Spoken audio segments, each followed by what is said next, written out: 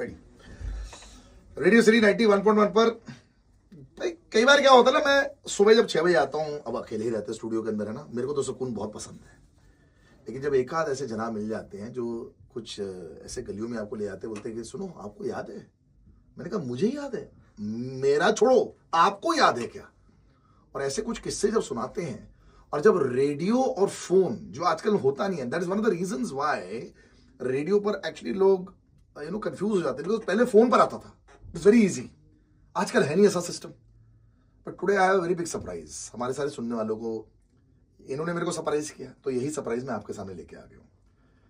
परिचय इनका ये खुद ही देंगे, कमाल के कवि हैं, लेकिन जो कहानी इन्होंने अभी सुनाई है ना यार, मैंने कहा मैं आपके साथ जरूर शेयर करूँ। नमस्कार sir, thank you so much हमें ज्वाइन करने के लिए। Thank you to you. आपने बोलने का मौका दिया, आरजे बोलने का मौका देते, ये भी बहुत बड़ी बात है। ये भी गलत फहमी है सर, हमारे साथ में ना हमारे गेस्ट हमसे ज्यादा कहीं बोलते हैं, बट आप जो किस्सा सुना रहे थे, सो वंडरफुल, सारे मेरे सुनने वालों को हो जाए अपना परिचय। पक्का। मैं बेसिकली, मेरा नाम कवि रोहित शर्मा है, मैं लोगों को हंसाता हूँ, कविताएं सुनाता हूँ। और जब मैं इस प्रोफेशन में नहीं आया था, ये मेरा पैशन था, प्रोफेशन कुछ और था। मैं बैंड्रा में जॉब करता था, MSBT में, Maharashtra state board of technical education, और बैंड्रा के कलानगर में ही ऑफिस है उसका। मैं भाईंदर रहता हूँ, तो उस समय स्ट्रगलिंग का दौर था। बस में ट्रेवल करता था, C72 BST बस, बढ़िया। और भाईंदर टू बैंड्रा ट्रेवल करने का जो टाइम था उस समय, वो करीब 1 hour 1.5 hour था, डिपेंड ऑन ट्रैफिक। तो उस सुबह की मेरी जो शुरुआत थी, वो आपको सुन करके और अर्चना जी को सुन करके ही शुरू होती थी। जब अर्चना और मैं एक साथ शो करते थे ना, तब की बात कर। हाँ, मॉर्निंग शो। और मैं ऐसा था कि जैसे गाना आता था तब मैं चेंज कर देता था, जब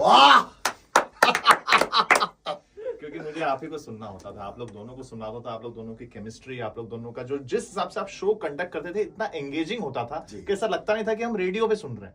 यहाँ पे 50 और लोगों को अंदर बुला लो कंपनी से। कई बार तू इतना ज्ञान बांटता है ना, कोई सुनता नहीं है।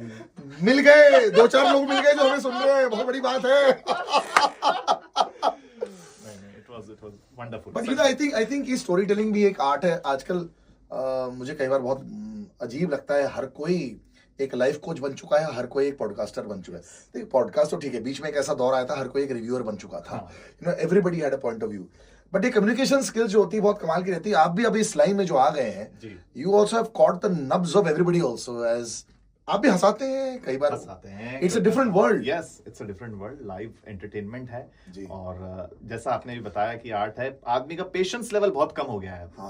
अब माइक्रो सेकंड में उसको हंसी चाहिए। 30 सेकंड की रील में भी लिखा होता है वॉच टिल एंड। आप तो ये बोल रहे हो सर, हम लोग के साथ क्या होता था ना बचपन में भी, तुम आरजी हो ना, तो ये विद्या बालन जी की गलती है। जब वो आई थी रेडियो पर, उन्होंने गुड मॉर्निंग, मैंने कहा भाई ऐसे नहीं बात करते हम, बट वो बताए कुछ सुनाओ ना, मैंने कहा मैं कोई चुटकुला सुनाऊंगा क्या। It was very different. But आपने ये जो बात बोली, दिस इज ब्यूटीफुल, बिकॉज उस समय में I think there was less mediums, smartphone थोड़े कम थे। ये स्मार्टफोन ने बहुत मुश्किलें कर दिया है, डंप कर दिया आदमी को, बिल्कुल।